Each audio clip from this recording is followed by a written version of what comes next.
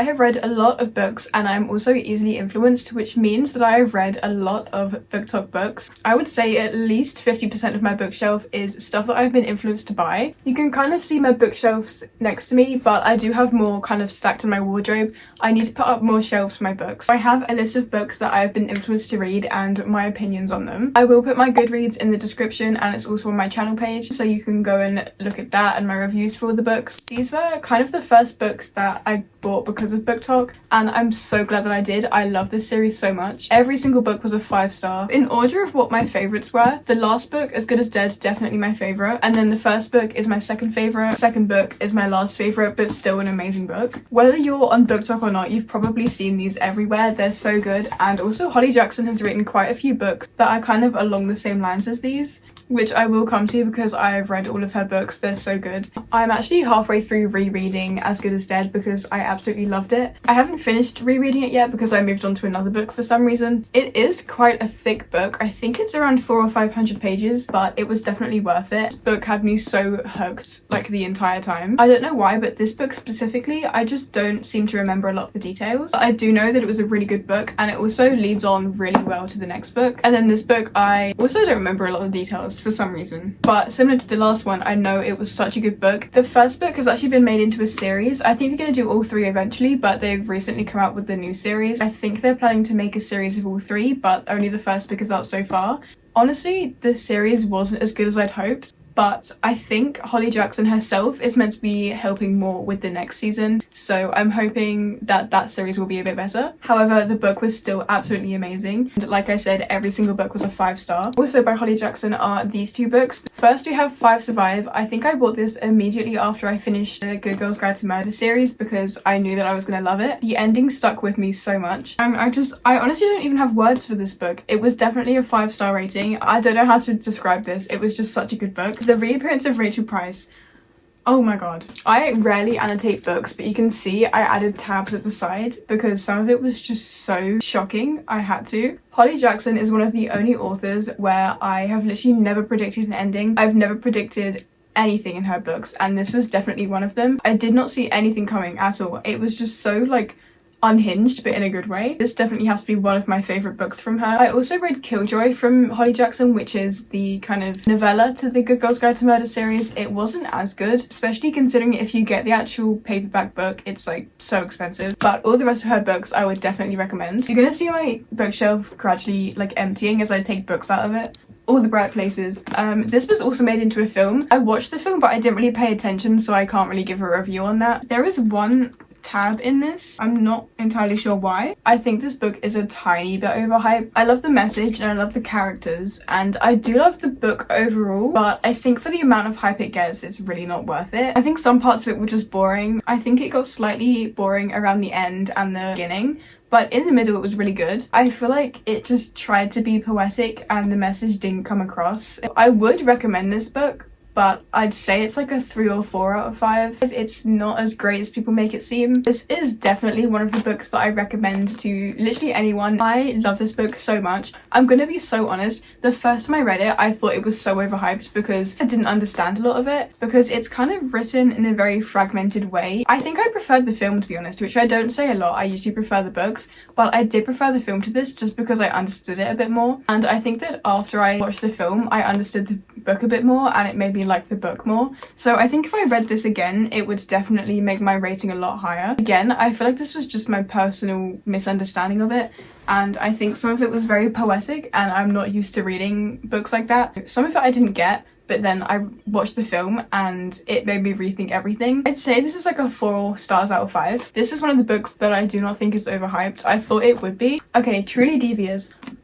I've only read the first book in the series, so keep that in mind. I don't know if it gets better. It's around 400 pages, but honestly, nothing happens until the last maybe 100 or 200 pages. The beginning of the book is honestly just building up the scene, and it takes so long to do that. It's written in a really interesting way because it has flashbacks and everything, and I did enjoy the flashbacks, but the first part just seemed so pointless. I think that there were some parts of the book that were really interesting and really important to the storyline, but most of it wasn't.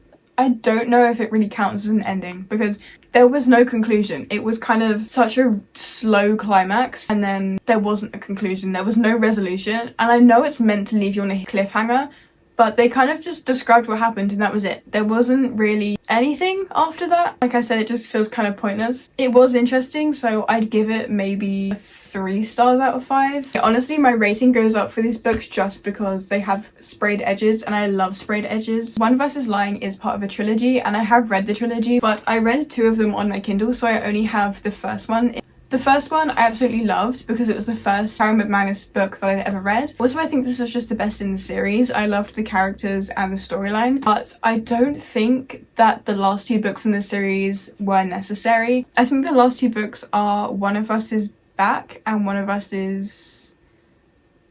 I've honestly forgotten the names because I didn't like the books, and I feel like as you read more of her books, she just kind of reuses the same storyline and the same characters. I mean, I've read all of her, like every single one of her books, and they are all the same storyline. I mean, they have some variation, and I enjoy all of the books. I love reading them. They just felt very repetitive, especially You'll Be the Death of Me. That literally felt the exact same as One of Us is Lying. Not to say that I didn't like it, but just feels very similar. Because these are all so similar, I don't even remember like the individual storylines. I kind of remember what The Cousins was about, and I found some of it very disturbing, but it was giving very Sweet Home Alabama vibes, if you know what I mean, and I'm not going to elaborate on that. However, hypocritically, I did buy her new book in hardback.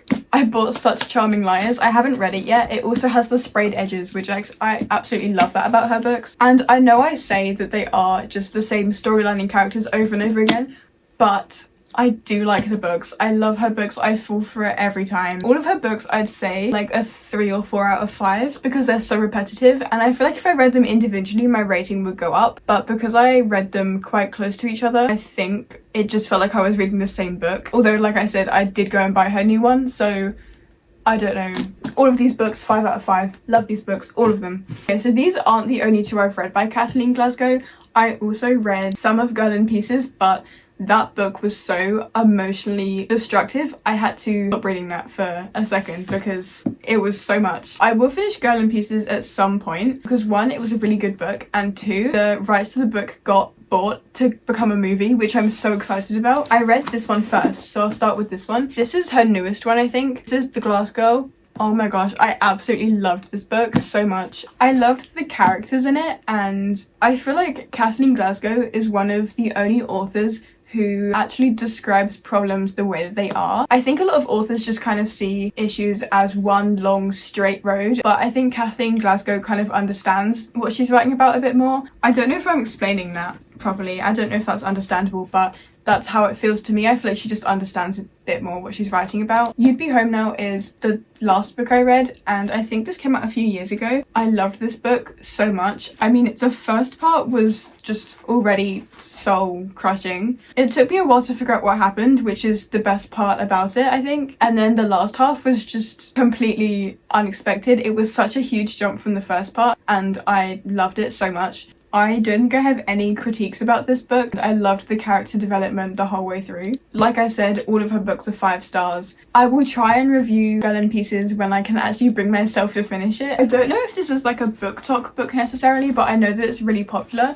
This is definitely below my age range. I read this a few years ago. I did prefer the book to the film because I feel like it was one of those books where you need to see inside the character's head a bit more, and they couldn't really do that with the film. Like I said, this isn't necessarily a BOOKTok book, but I know that a lot of people have read it. There was also a sequel, which I can't remember the name of, and I think it was about the sister, and I preferred that one. Usually I don't prefer the sequels to the original books, but I did this time, and I think I would reread the sequel over the original book. However, I did love both of them. I would say this is like a 4 out of 5 stars, and then the sequel is probably a 5-star. This book is actually one of my favorite books ever. Someone recommended this book to me, and I will never think the same again. I will never read a book the same again. Right from the start, I was absolutely hooked on this book. I could not put it down, and I think this was the book that got me out of my reading slump. I think I was in a reading slump for about 6 months. It's quite a thick book, but it was definitely worth it, and I find that thick books are better a lot of the time for some reason. However, I will say read all the trigger warnings before you read the book, because there's definitely a lot of hairy themes in it. I don't relate to any of the themes in this book, and even for me it was just a lot to read. I think this counts as a BookTok book. I don't cry at books a lot. I rarely ever cry at books, but I almost cried at this book at the end. I think I read the film before I read the book for this one. Honestly, I don't think I was paying that much attention to the film the first time I watched it, and then I read the book and I understood it so much more. I read this book and then I rewatched the film because I wasn't paying attention the first time. I think that the book explains it better. I do love the film. I would totally rewatch that film, and I have. I think the book was a lot better. Again, I feel like it's one of those books that you need to see inside the character's mind a lot more, and the film can't really do that. Definitely a 5-star book. I also read the Hunger Games books probably around a year ago, I think. Again, I feel like they were better than the films, even though I do love the films. You just need to see inside the characters' minds, and you can't really do that with the films. You've reached Sam. I don't know how I feel about this book. I think the characters annoyed me a bit too much. I loved the storyline of it, but the characters just made it a lot worse. I feel like if it weren't for the characters, I would have a much higher rating for this book. I think this is like a 2 stars out of 5, just solely because of the characters.